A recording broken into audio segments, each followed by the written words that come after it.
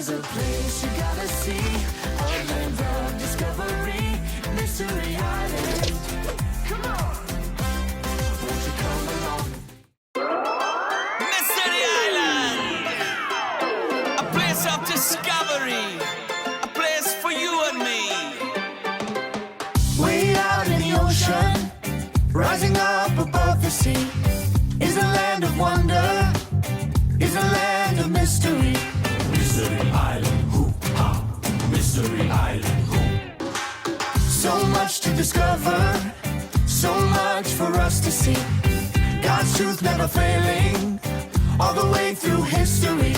Mystery Island, hoo-ha, Mystery Island, hoo. There's a place you gotta see, a land of discovery. It's Mystery Island, Mystery Island. Searching for the ancient truth, hand it down to me and you. Mystery Island, come on, won't you come along with me?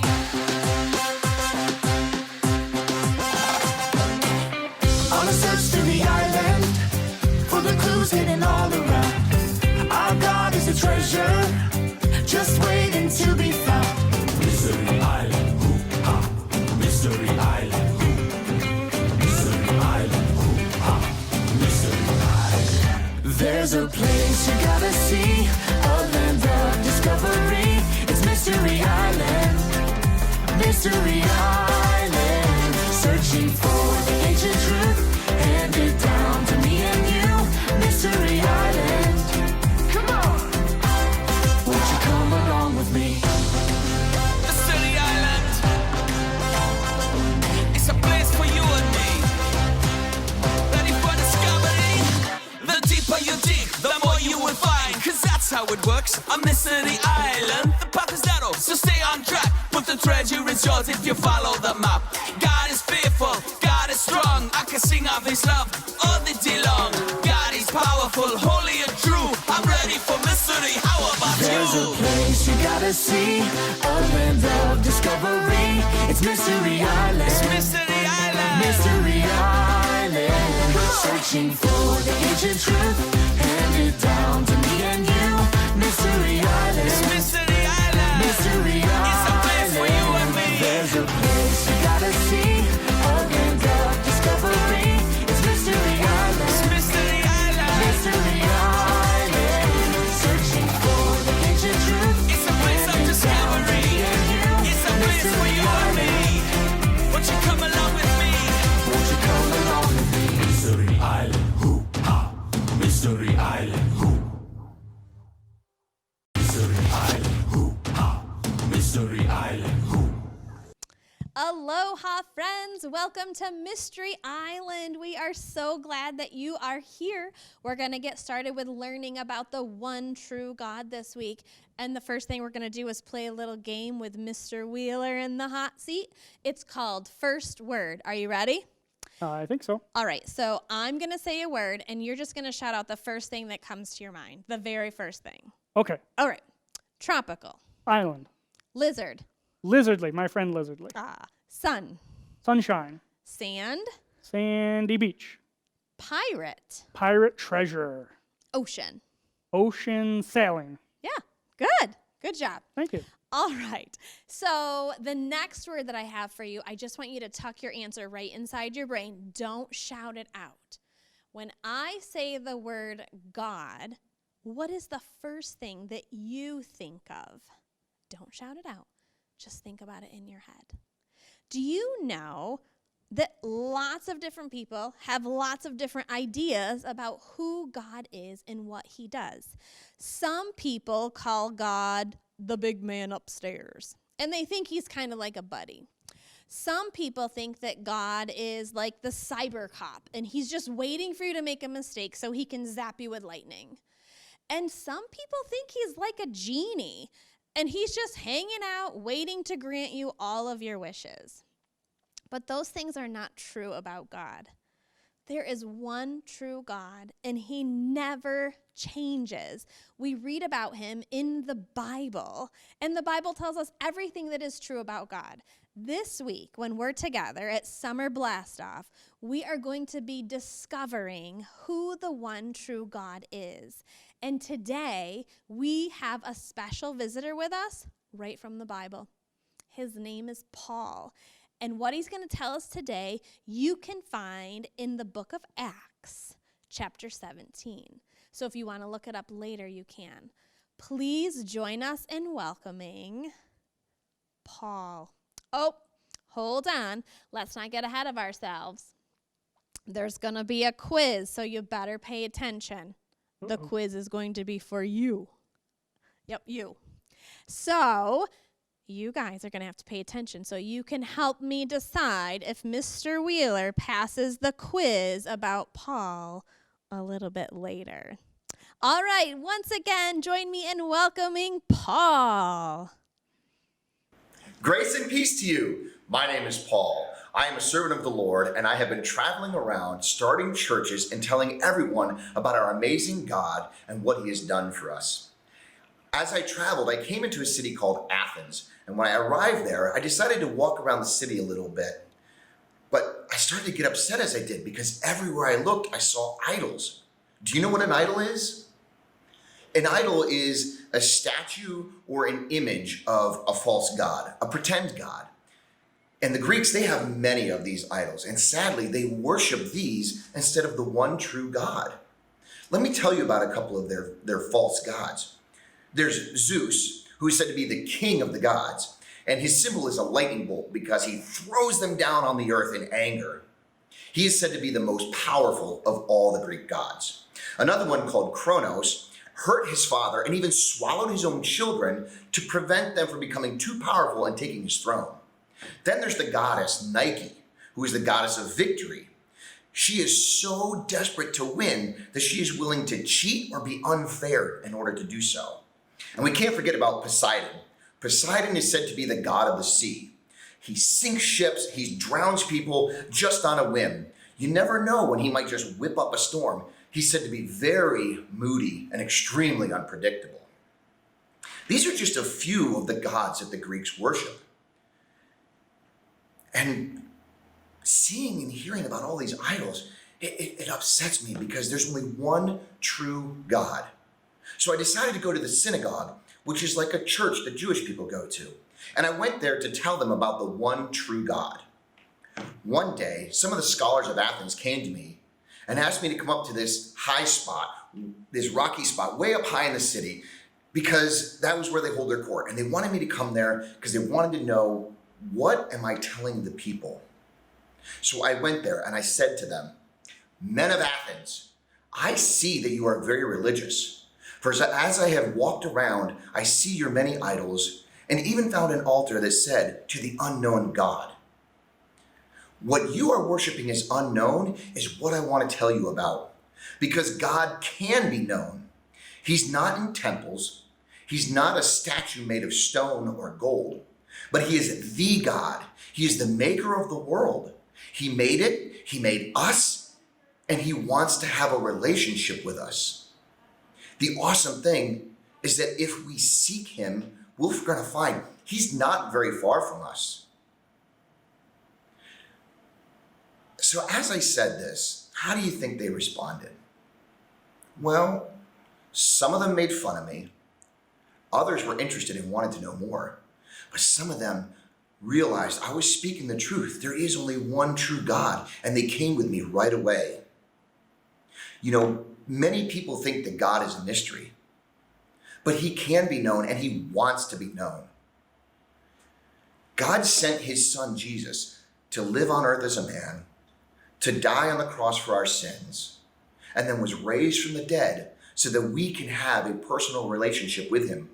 All we have to do is to seek him and turn from our sins. So I hope this week that not only will you get to know about God, but that you will get to know God. Well, I better get going. There's still so much more work for me to do to tell everyone about our amazing and loving God. Shalom. Wow, that was so cool learning from Paul. Were you paying attention, Mr. Wheeler? I took some notes. All right, I have a quiz here for you. I hope you pass. I'll try. Who did we just meet? This is a hard one. Paul. Oh, yeah, you got it right. Why was Paul feeling upset? Paul was upset because everywhere he went, he saw idols. Ooh. What did the people believe? The people believed that there were many gods. And how many gods are there? One. That's right. There is one true God. Good job, Mr. Wheeler. You passed the quiz. Now, I want to check in with our friends, Tank and Penelope, and see what they have to tell us today about the one true God. We'll see you tomorrow. Hey, Penelope, what's up? Yo, Tank, wanna go hang 10? Hang 10? What's that mean? Ever surfed before? Nope. Well, surfers like to have their 10 toes hang over the front of their surfboard while they're riding the waves. It's cool. That is pretty cool, but there's a different number I'm thinking of. Oh, yeah? Oh, yeah? What is it? 1. The number 1. Numero uno. One and only. The big un. O-N-E. I think we get the idea. Number 1. I don't think that hanging 1 would work in surfing. One big toe on my surfboard, and I'm going overboard. Penelope, I'm not talking about toes. Well, then what are you talking about? God. God? What does God have to do with the number 1? Paul just reminded us that there is only one true God. But wait a minute.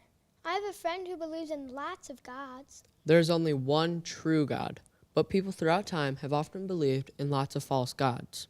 What do you mean? Well, sometimes people make up gods in their minds, like when Paul was alive. They made up all kinds of gods, like Zeus, Kronos, and Nike.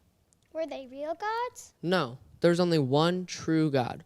You can't just make up a god of your own choosing. Nowadays, people make up their own ideas about God based on how they want God to treat them. That is wrong thinking. Well, I don't want to have wrong thoughts about God. How do I find out the truth about God and what He's like? You go to the Bible. It is the only perfect book in the world because it was written by God Himself. It shows us who God is and what He's really like. Tank, can you tell me some things that you read in the Bible about God that are true? Sure, God can never make a mistake. God always tells the truth. God always keeps His promises. God never changes. God is the Creator. He made everything and everyone. Best of all, He loves you and He loves me. Wow, He sounds great. He is. He's better than you can ever imagine. Thanks for telling me about the one true God. I'm gonna go hang 10 now. All right, Penelope. I'll catch you later.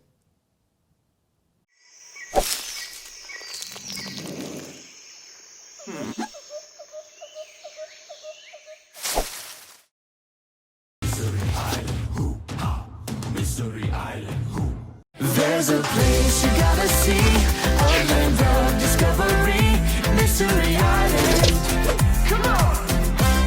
Won't you come along with me? Mystery Island. Mystery Island.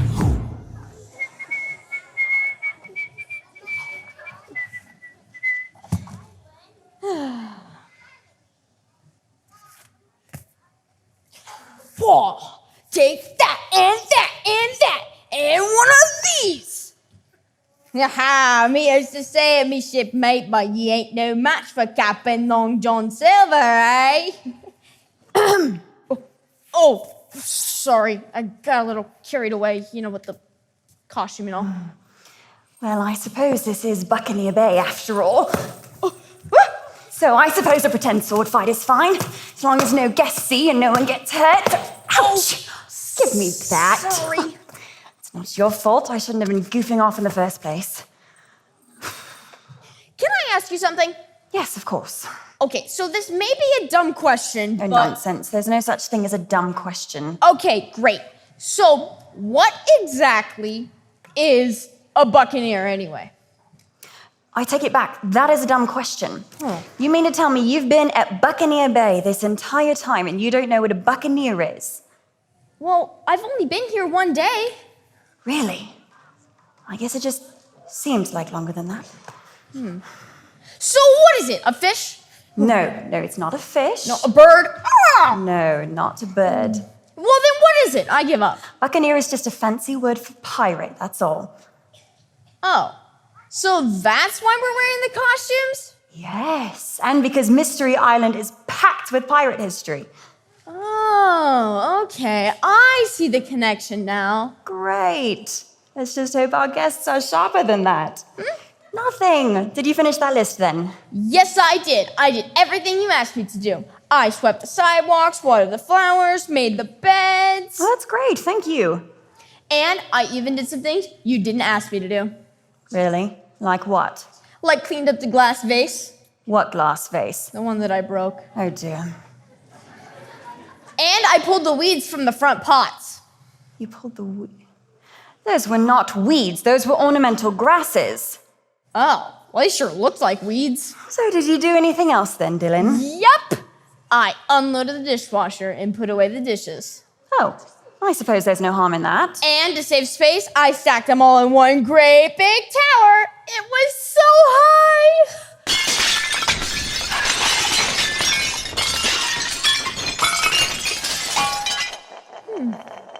You know, it's funny, I suddenly feel a headache coming on. Oh, well, we can't have that. I'll get you some water. No, please don't. Just what I don't need right now.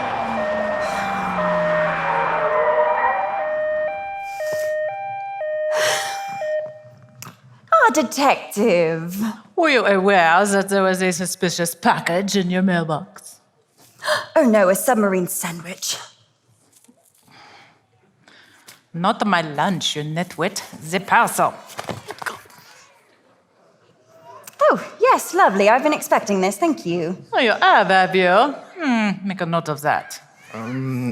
Make a note of what? What she just said. What did she just say? What did you say? When? Just now. I don't remember. So what do you want me to write down? Nothing. Nothing? Yes, nothing. Just be ready the next time I tell you to write something down. Yes, detective. Excuse me, what are you doing? Oh, bringing you some water for your headache. All the glasses were broke, so I brought you the hose. New employee. Yes. Ouch. Just started yesterday. Did he now? Make a note of that. Yes, detective. Did you check his references? What? Oh, yes, apparently not.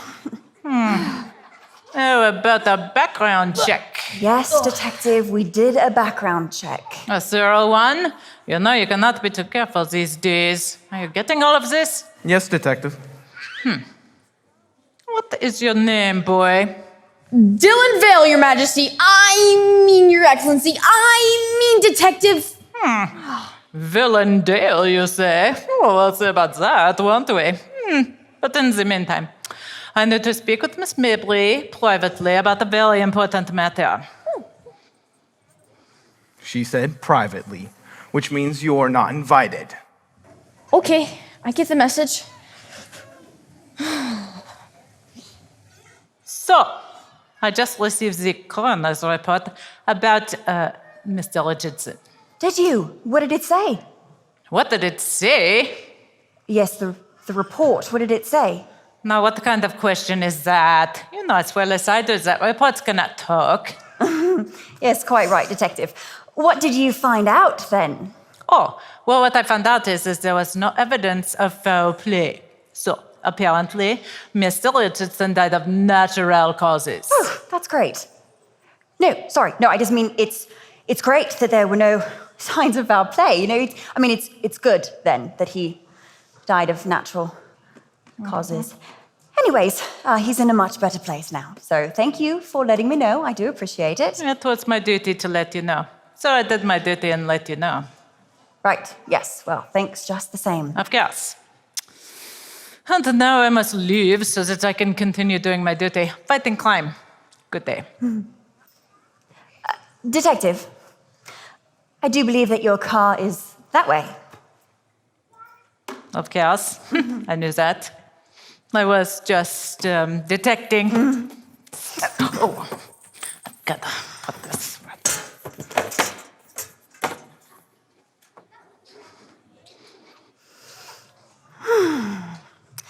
Well, Dylan, congratulations. You have officially met Detective No Clue.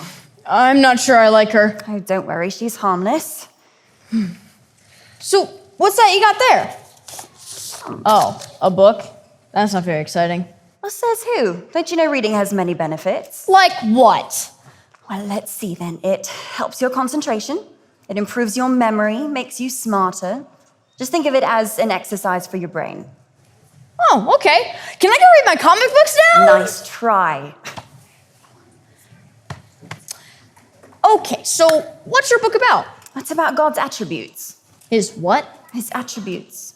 Like his characteristics, his love and his justice and his mercy. Basically what God is like.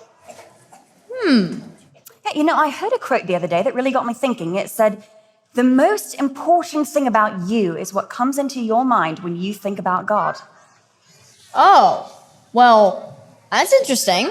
Yes, I know. I had to think about that for a moment, but it's true. I mean, nothing is more important than God. And my understanding of who he is really does affect how I live my life. And so I thought, well, I should probably get it right then. The problem is that we often get the wrong ideas of God. Now, those ideas aren't necessarily true or based on anything. In fact, if you were to do an internet search right now, the question, who is God? You would get over 2 billion answers, and most of them are wrong.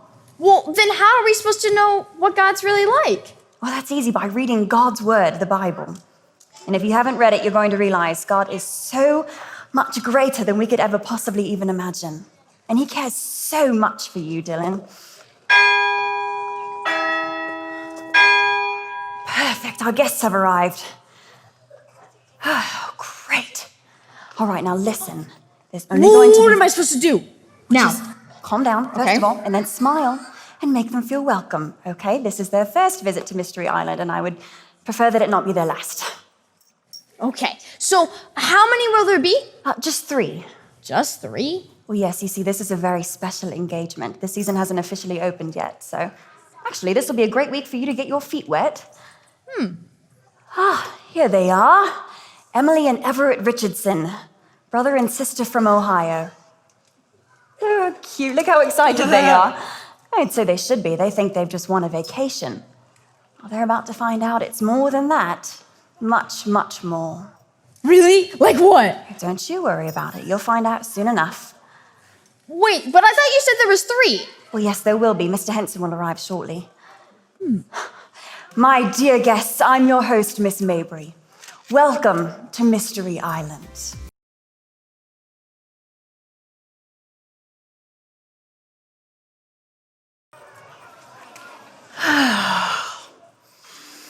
Thank you, God, for such a beautiful day.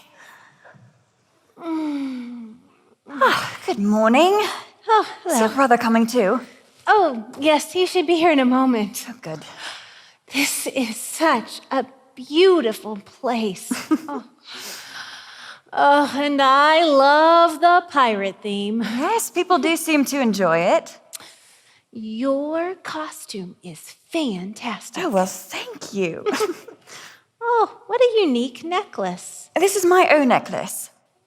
O necklace? Yes, I wear it to remind me how great God is. The 3 O's here stand for the 3 big O words: omnipotent, omniscient, and omnipresent. Wow, those are big words. Yes, I know, and I love them. Well, what do they mean? Well, take the first one, omnipotent. Omni means all, and potent means power. So when you put it together, you get all power. In other words, there's nothing that God cannot do. Whether it's healing someone or calming a storm with just one word or making something out of nothing, he can do it, no problem. I guess that makes sense. I mean, after all, he's God, right? Oh, yes, exactly. And the next one is omniscient, which means all-knowing. In other words, God knows absolutely everything, which means he's never had to think about anything. He's never had to plot his course of action. Nothing has ever occurred to him. He knows every hair that's on your head. He knows every grain of sand on earth, every star in the universe, every thought that's ever been thought, and every word that's ever been spoken. He knows all of it. Whoa, that blows my mind. Oh, I know, mine too. And the last one is omnipresent, which means... Oh, wait, don't tell me, let me guess. It means all present? That's right. Which means God is everywhere at the exact same time. From the bottom of the ocean to the farthest point in outer space. There's nowhere that you and I can go that God isn't already there, which means that we can never hide from God, but it also means that we're never truly alone. That's pretty neat to think about. Yes, so you see, just having this reminder that God is with me, that he knows everything about me, and that he can do absolutely anything is really quite comforting. You wouldn't happen to have any of those O necklaces in the gift shop, would you? No, sorry, but here, take this one. Oh, no, I couldn't take yours. Don't be silly, I can make a new one. Please take it. All right, thank you. That's very kind of you. Oh, it's my pleasure. Enjoy. Okay, little guy, you'll be okay. We're almost home. Would you excuse me for a moment, please? Sure. Dylan, what are you doing? It is 10 o'clock in the morning. Why aren't you working? I'm sorry. I was taking a walk on the beach, and then I lost track of time. But then I found this little lizard. Oh no! What's wrong? He's gone! Have you seen him? Where did he go? It was just in my hands. I don't understand. He was under you. Oh, I found him. And I suppose you'd like to keep him, wouldn't you? May I, please? Just don't ever let me see it. Do you understand? Yes, ma'am. All right, now get to work, please. Okay. Oh, sorry I'm late. Overslept. That's no problem. I trust the accommodations were satisfactory. Oh, yes. Everything is wonderful. Good. Now, I'm guessing you two are probably wondering why you're here. No. No, not really. I mean, we won a vacation, right? Well, not exactly. Not exactly. You know, it might be best if we sit down. You two are about to hear some things you've never heard before. Uh-oh. Yeah, she's making me nervous. What do you think this is about? I don't know. Ah, yes, Dylan, thank you. Ooh, fresh squeezed lemonade? Yeah, right. It's just the cheap stuff from the can. Mostly sugar. Thank you so much for that, Dylan. Now, why don't you get some ice for the lemonade? Okay, coming right up. He's a delightful boy. Just started this week. So... Don't worry. Everything's fine. Anyways, what were we talking about? You were about to tell us why we're here. Ah, yes, you see, you two didn't win this vacation. I knew it. I knew it was too good to be true. Oh, no, you don't understand. You didn't win it because it was a gift. What? From whom? Who would want to give us a vacation? She's probably going to say that some rich uncle we've never heard of before died and left us an inheritance. Yeah, wouldn't that be nice? Well, actually, that's exactly what happened. Wait, you are kidding, right? Nope, she's not kidding. What? So this is Mr. Tobias Henson. He's an attorney with Finley and Associates. He arrived shortly after you did. I don't understand. Here you are. Dylan, why aren't you using ice tongs? Oh, because I couldn't find them. But don't worry, my hands are clean. I'm so sorry. Would you excuse me for just one moment? I suddenly have some employee training to do. What's wrong? Well, anyway, I represent your uncle's estate. But that's impossible. We've never had an uncle, have we, sis? Of course not. There must be some mistake. Well, I can assure you there's no mistake. Your father had a brother, and his name was Joe Richardson. Says so right here. This is crazy. Well, it might be crazy, but it's also true. Then why haven't we heard of him before? Yeah. I have no idea. This is so mysterious. So, what do you know about him? Well, I do know he was a treasure hunter. Treasure hunter? You mean like Indiana Jones? Yep, and he was one of the best. Rugged, fearless, never gave up. Why, he even wrestled a lion once to retrieve a clue he needed. Whoa. It sounds like you knew him. Well, not really. Just read some things about him, that's all. So why'd he come to Mystery Island? Yeah. Well, that's because Mystery Island has a lot of pirate history, which means treasure.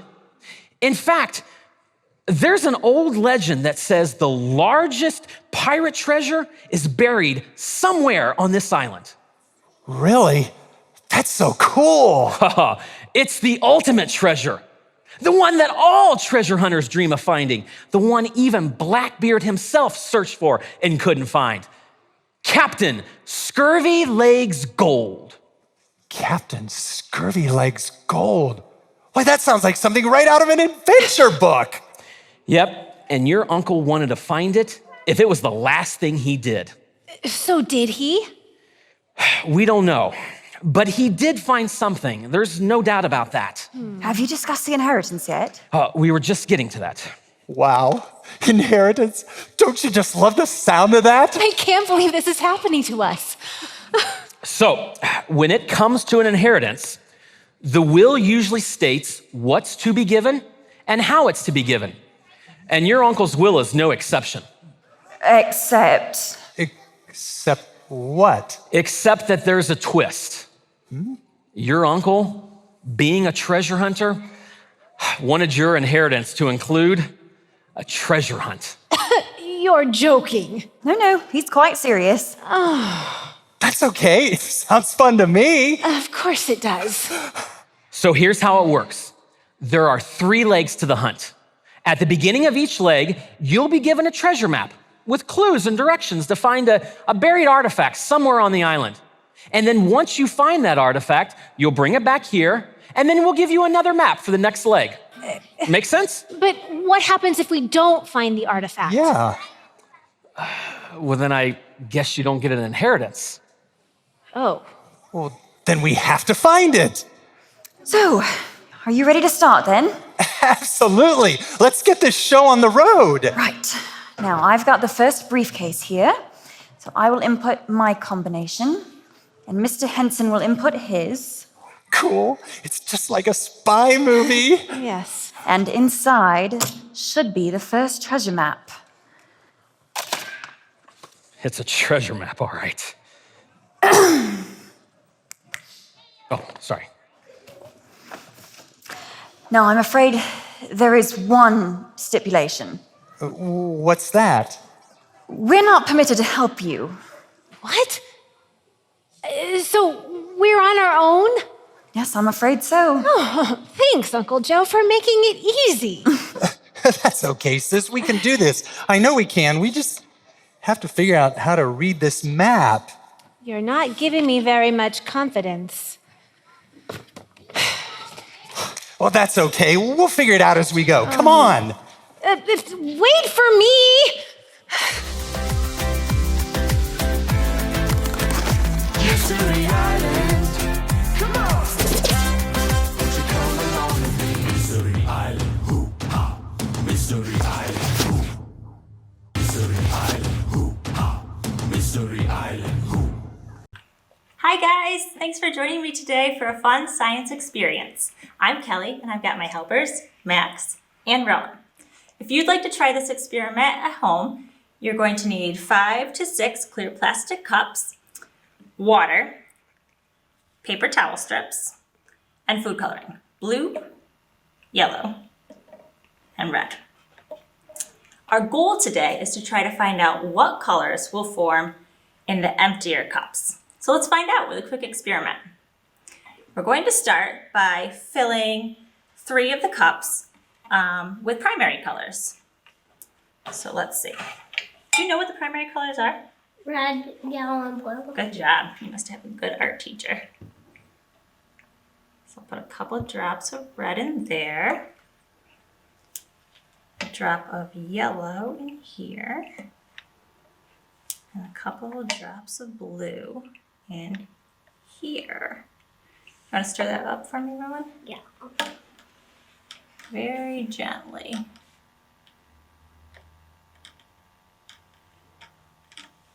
All right, thank you.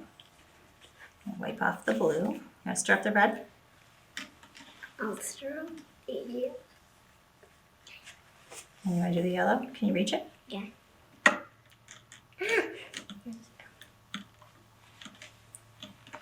Perfect.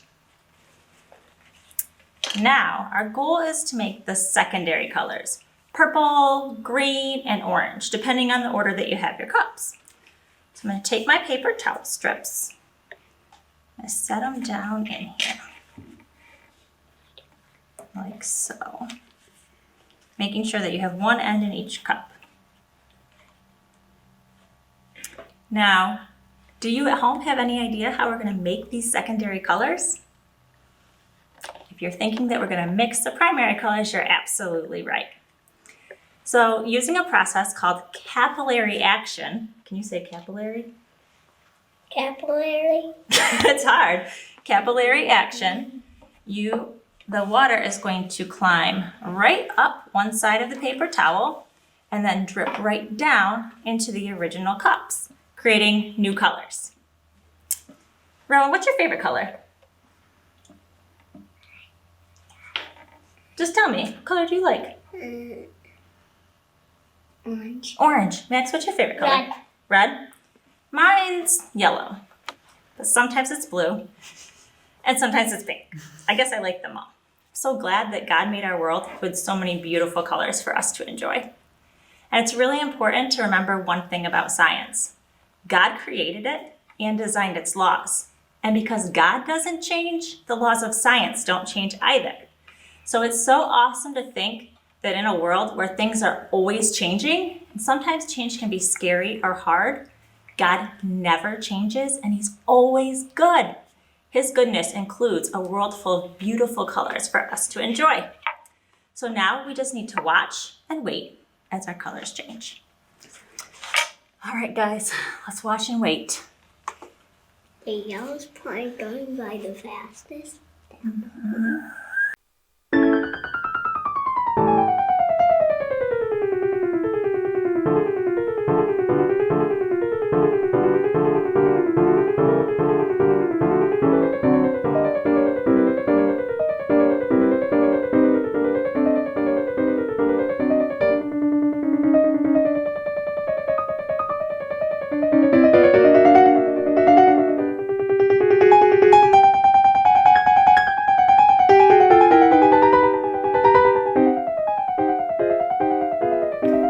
It's been a few minutes. Let's check in on our experiment.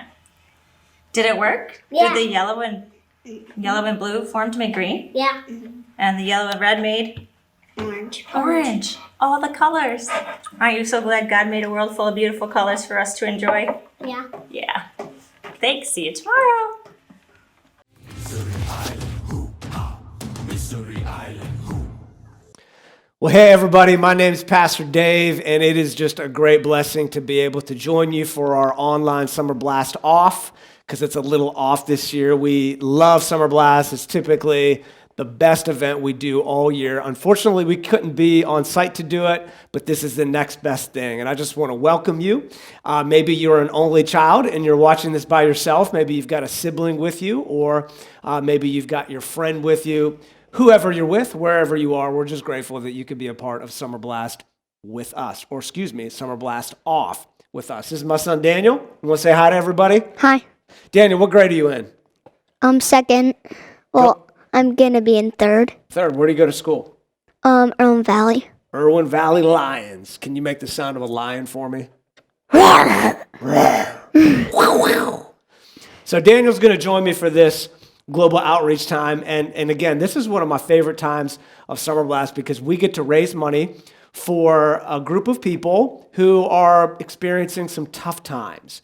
And we hope that we can raise a lot of money. And as you guys know, we typically do a competition between the girls and the boys, and we try to see who can raise the most money. So, Daniel, tell us a little bit about that box that you're holding right now. We put money in it so we can raise money for people who are poor. And what if those who are at home don't have one of those boxes? They can get anything like a bowl, a cup. What about an old sock? Sure. What if the sock's like smelly? They could still use that as something? Could they stop by the office this week and grab one of those boxes? Yep. Awesome.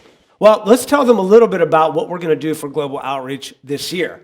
So 1 in 10 people in the world are very poor. Okay, you think about all of the kids around planet Earth, about 1 in 10 of them are very poor, which means that most lack enough food or clean drinking water or good shelter. 1 in 10 live on less than $2 a day, which is about the cost of an ice cream cone at Peaches and Cream, right, Daniel? Yep. And we probably go to Peaches and Cream a little bit too much. Yeah. Yeah, I'm glad you admitted that, because we do go a lot because we live so close. Not that I don't want you to support Peaches and Cream. Don't mishear what I'm saying, because we love Peaches and Cream. Yeah. But there are a lot of poor kids around the world. They don't have enough food, so they go to bed hungry. Like, could you imagine going to bed hungry every night because you didn't get enough food? Some of them don't have enough clean drinking water. Could you imagine playing all day and you're really thirsty and you can't find clean water? You maybe have to walk a mile to get some clean water. Sometimes they go to bed and they don't have very good shelter. Could you imagine that, Daniel, going to bed and, the roof is leaking and water's falling on you when you go to sleep? So there's a lot of people in the world who are hurting. And this is what the Bible tells us. It says, be generous and willing to share, because we who live in the United States, most of us have extra, right? We have extra money, we have extra food, we have extra clothes.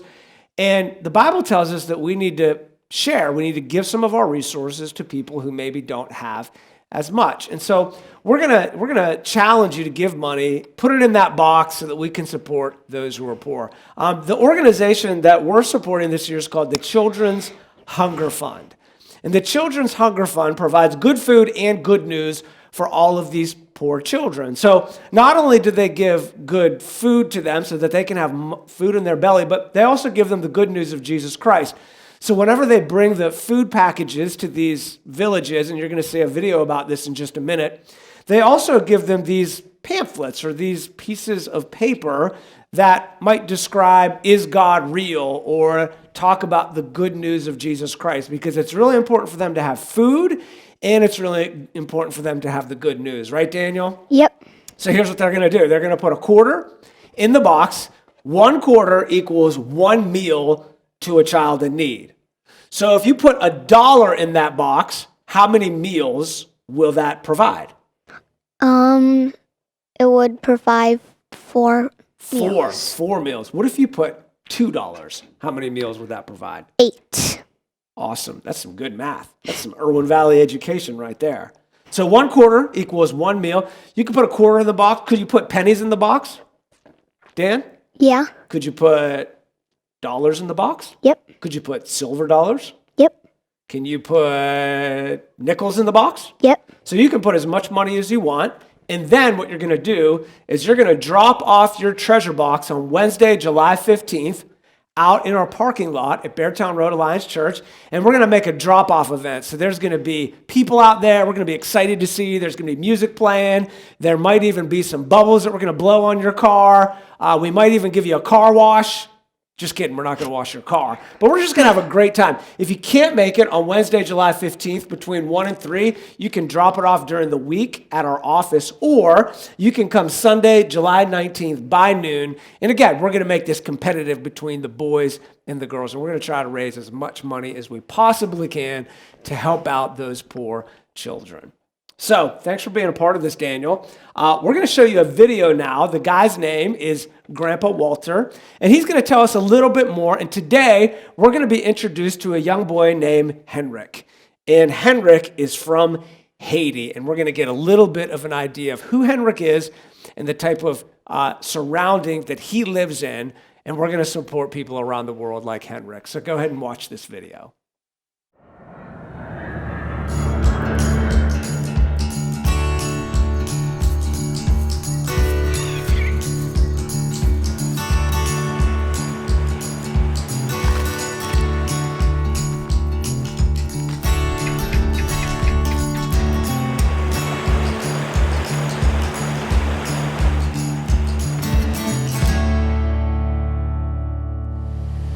I wasn't expecting to see anyone in here.